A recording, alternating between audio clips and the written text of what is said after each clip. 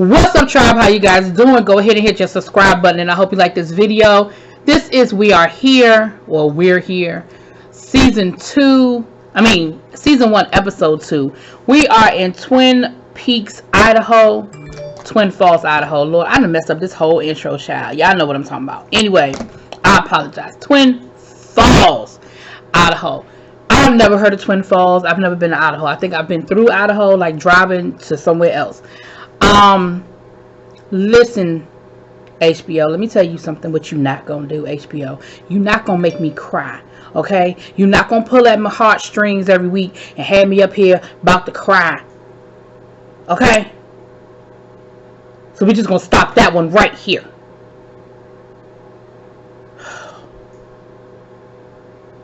Let's get to it. So, as you all know, the premise of the show, we have 3 drag queens who are totally confident in who they are, honey, going into these areas and doing drag shows, and there are different people that they are basically citizens that are going to be a part of the drag show that have a story. So we start off, listen, they came to town. Let me tell you, they was walking down the street. Eureka looked like a Mae West. Bob the drag queen looked like he was about to arrest somebody, and Shanja looked like she was a showgirl running a brothel somewhere, honey. They looked fabulous, okay, fabulous. And Bob had this damn whip, honey, and they walking down the middle of the street. They said there's not a soul in sight. Like, they were like, where are all the people? So they go to a rehearsal for a drag show. Now, they said they were surprised to find that there was actually a drag community in Twin Falls, and so they went to go to their rehearsal. Bob is going to be working with them to helping them improve their drag show, create this huge drag aesthetic to be a part of the show. Now, let me say this. I've never been to a drag show. With the rehearsal, it looked like they were doing like opera, and it was very different. And they all agreed that the ladies were a little rough around the edges, but Bob said, I see potential in all of them. And so the 3 drag queens, we have Lucid Dreams, Owen Lavender, and Amelia. Okay, I forgot what Amelia's last name was. And so Bob met with them, you know, to talk to them. And, you know, the first thing that was weird, well, not weird, but sort of threw everybody off, was that they're not friends outside of when they perform together. Like, they strictly just perform together, and then they go back to their own separate corners until it's time to perform. And they said they only see each other once every couple of months. And so that really hurts with any type of cohesion. Because if you're only seeing each other when it's time to rehearse or do a show, there's really no chemistry there. And because there's such a small drag community, Bob expected them to be, even if they're not really good friends, but to spend time together to sort of have a chemistry. And they were like, yeah, no, we don't see each other. Amelia works night shift. Amelia was like, listen, I'm not even out during the day most of the time. I work night shift, and when it's time to do a show. We find out later on that Michael, I believe it's Michael. We found out later on that Michael lives with his grandfather, and he's sort of a caretaker to his grandfather. And Michael said he wishes that they spent more time together. And we're going to get back to Michael in a minute. But he wishes that they spent more time together. And what I also found, now I am nobody's doctor. I am not here to diagnose anyone. But when Bob was talking to these 3 drag queens, they just seem to be very lethargic. He said, well, I'm here. I'm going to help you guys put together this great show. And I'm thinking to myself, there was and they weren't rude or anything, but there was just no excitement. It was like, okay, thank you. Yeah. Okay. Yeah. We want you to help us. Like, it was nothing. It was just flat. And I was like, you guys have got to know who Bob the drag queen is. Like, you are a drag queen. Like, you've got to know who this man is. Like, you're not excited that Bob the drag queen is about to teach you how to be a better drag queen. He won fucking RuPaul's Drag Race. Like, he's fabulous. And they were like, yeah, that's great. Yeah. I was like, okay. You know, it was just weird. I expected, and I think Bob kind of was a little thrown, not because it's like kiss my ass kind of thing, but it's kind of just like, y'all not excited at all about any of this? HBO, me, and they were just like, yeah, that'd be great. Yeah. I'm like, it just made me, again, it made me think, are all these men depressed? And I'm not even saying that to be funny. Like, I mean, like, clinically. Like, because they just, you could tell they were happy, but they couldn't be happy. I don't know how to describe it. If you saw the episode, I think you know what I'm talking about. Put it in the comments if y'all know what I'm talking about. And so he's going to definitely be working with them. Then we see Eureka. Now, Eureka's situation was a little interesting. He is working with Clifton. Clifton, by his own admission, Clifton said, listen, in high school, I was that guy. I used racial slurs. I thought that, anybody that, I thought they were funny acting. I thought something was wrong with them. Like, that's how he was talking. He said, but I've grown, I've evolved, and I realized that there are people just like me. And I do want to sort of connect, I guess, on a different level. I think a part of me feels like, so he's letting Eureka dress him up in drag. A part of me feels like he was a little bit more than what he said. I feel like he did more than just use some slurs. You know what I'm saying? I feel like he might have done some things to some people, and he, in his own way, is trying to make amends. If that makes sense. I mean, I feel like he did more in high school than just call people the F word. Y'all know what I'm saying? But either way, I still think it's a big deal. Because when I say he is a country boy, I mean cowboy hat, cowboy boots, full beard, and Eureka, Eureka's working with him. We met his girlfriend. He seems to be very open to the process, and all his friends are a little shocked, but they're like, hey, if this is what he wants to do, it's cool. They even have like a little moment where they all hang out with the friends, and they're playing beer pong, and they're drinking, and they're talking, and like, it's really, really cool. Like, it's just really cool. Like, clearly Bob and Shangela are the only black spots in the whole room, but everybody is having a good time, and they're talking, they're laughing. Clifton is a musician. He played a little bit of music for everybody, and Eureka even asked some of his friends, like, are y'all gonna come to the show? And they were kind of like, maybe. I'll think about it. And but a lot of his friends said they would come. A couple of his friends were got a little tipsy, like got a little drunk, and I was like, oh, Eureka was even flirting with one of them. I said, oh, might take her back to Eureka's tent, honey. I'm just saying, you never know, child. You never know. But anyway, so that's Clifton. Clifton got this full beard, honey, and they said, are you going to shave your beard? And he was like, so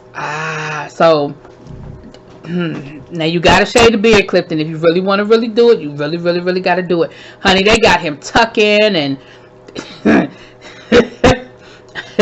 Eureka said, ooh, that's a meaty tuck. That damn Eureka, honey.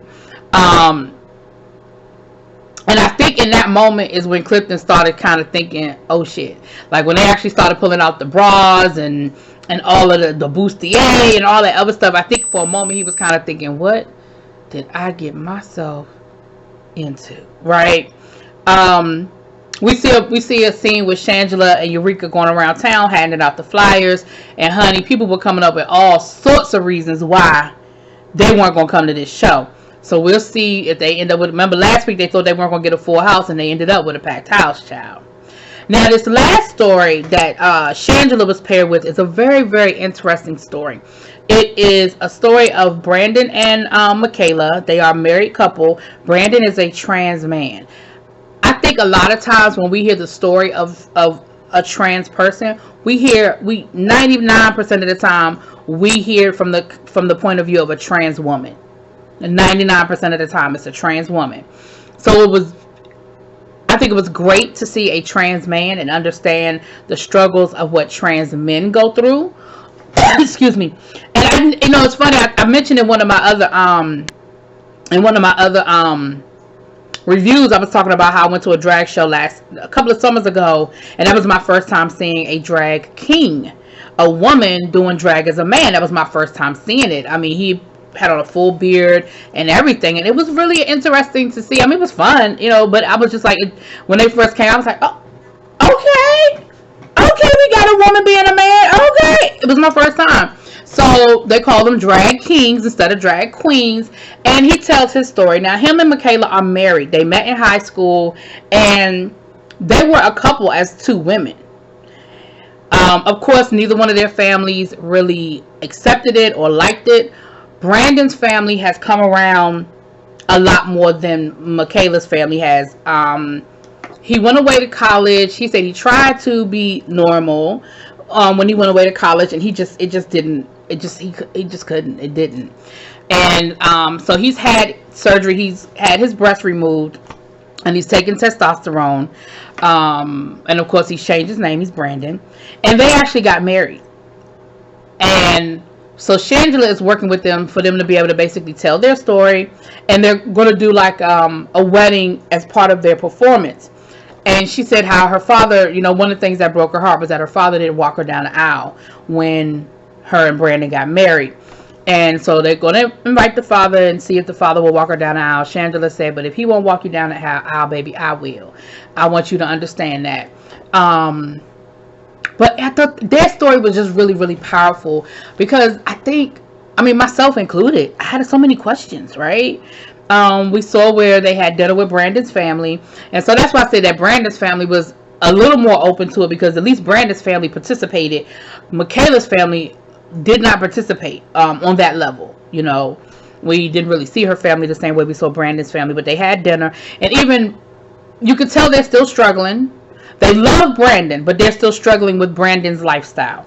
The little sister even said something to the effect of, you saw her struggling with her even calling him Brandon. And she said that she didn't agree with, she was like, I don't agree with, and she was struggling to find the words. And then she finally just kind of said, whatever you're calling it. Like, it was like, and I felt bad in that moment, because I don't think she was trying to be rude about it, but I think there's a part of her that was like, look, you still my sister. You could see she was struggling with calling it. So, but what I can do is give credit to the people who are trying, right? I gotta give credit if the family is saying, listen, I still don't understand it, still don't really agree with it, but I love you. And the mother even said something along those lines of loving him,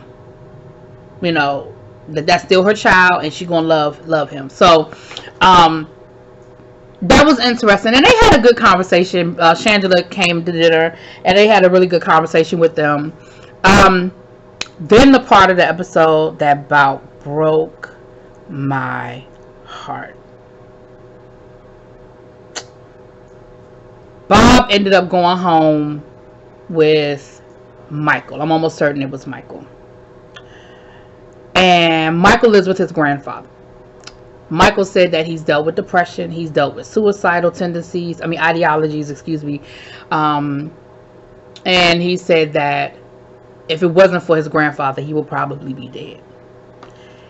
And the grandfather is older. He said he's moved away, and he's come back, and he's moved away. And he said now he's there to be his grandfather's caretaker. And what we find out is that the grandfather had pancreatic cancer and then had a heart attack.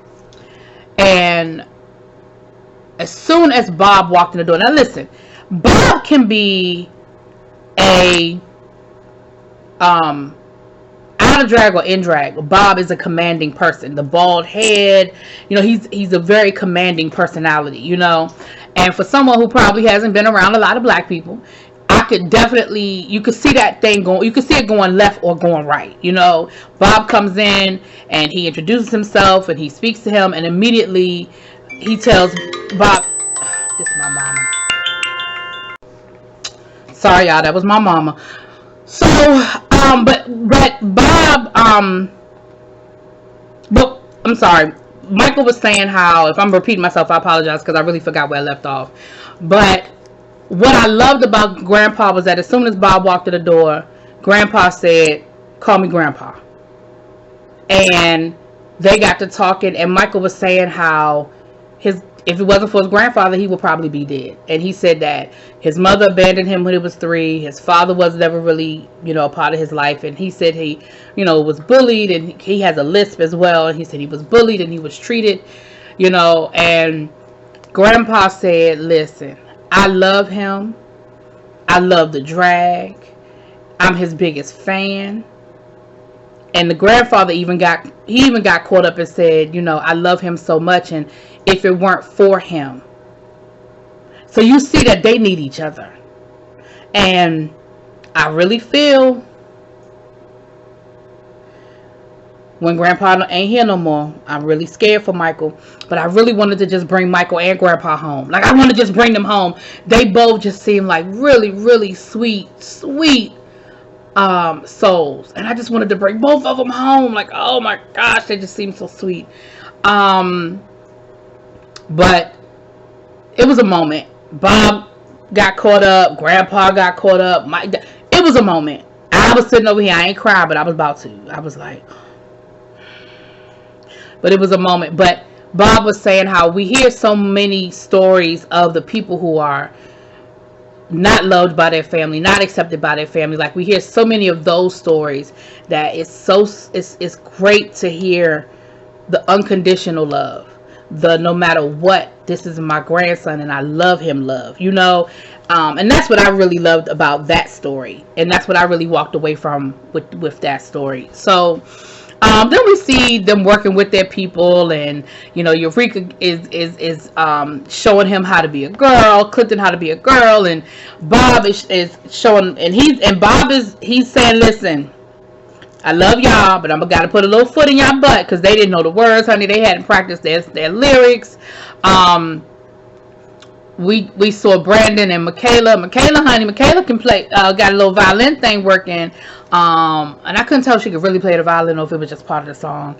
But they have this great performance plan. So we start off the performance. Bob opens the show. He performs his song, leading with the pocketbook coming in the room first, something like that. Anyway, but y'all know the song I'm talking about. And then he introduces Eureka and Clifton, and they do Free Your Mind, the In Vogue Free Your Mind, and they have on this whole punk rock thing going, and they look good. Bob looks good. Clifton looks good, honey. He shaved the beard. And he looked good, and he looked real comfortable in them heels. Did y'all see Clifton strutting that stage in them heels, honey? But they did a good job. They did a really, really good performance. And then we had the drag queens, the 3 drag queens come out, and they were you could definitely see that Bob had worked with them. You could see the confidence. They definitely had a level of confidence with them. And so they did a really good job with that. Then we had the show-stopping performance of Brandon and Michaela. And ultimately, I'm not familiar with their song, but ultimately their song was really just about accepting us, understanding that we have a different kind of love. Our love ain't the same as your love. But accept us and accept our love. And then the climax of their performance was them getting married on stage, and Brandon said that all he ever wanted was a big wedding, and so he was thanking them for being there for his wedding, and for them being a part of his wedding. Correction, it wasn't Free Your Mind, it was I Love Rock and Roll. I don't know where I got Free Your Mind from, but it was I Love Rock and Roll was the song that they performed, and I had to go double check myself, honey. But they did a good job, and all of the performances were just great. Like, they were show-stopping performances, but that last one did it. Definitely understanding, and the thing is this, at the end of the day, love is love is love. And Shangela told her, if your dad won't show up to walk you down the aisle, I'll walk you down the aisle. And Shangela did it. Shangela looked good. That bodysuit and that makeup and that hair, honey, listen.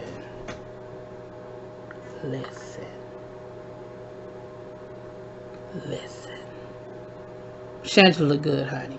And when it was over with, it was great to see everybody and their moment.